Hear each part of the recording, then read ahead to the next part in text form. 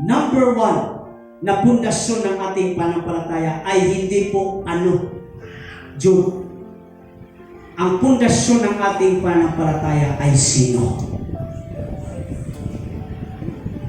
Ang pundasyon ng pananampalataya, bakit kayo nakaupo dyan? Bakit kayo nakaupo? Bakit kayo nakatayo dito? Bakit kayo pumupunta dito? Not because of people, not because of situation, not because of anything else, but because of Jesus Christ. Dili ka musimba kailangan kay bagong masinina. Dili ka musimba kailangan kay bagong masakyanan. Dili ka musimba kailangan kay problema. Dili ka musimba kay ikaw malipayo. Hindi ganon.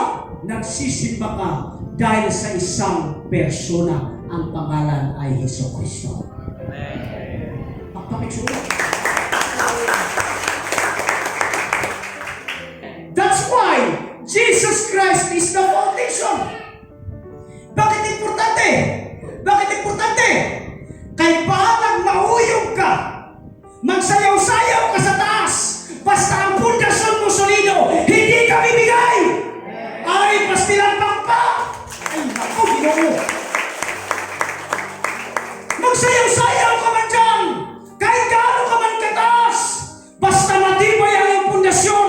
Hallelujah, kahit anong mangyari, mananatili ka kasi ikaw ay nakaapak, nakasemento, hallelujah, at nakatanim sa isang matibay na pundasyon. Pundasyon na kailangan hindi magigiba. Marami mga tao, ang kanilang pundasyon ay tao.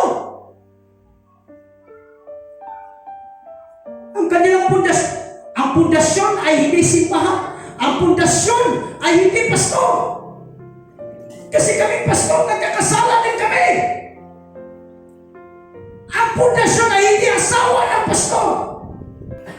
Hala, giahak mo si pastor.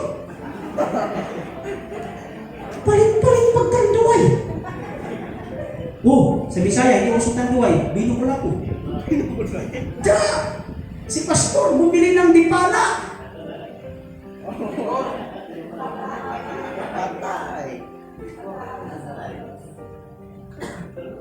If you know, kung hindi mo alam ang konteksto, babagsak ka.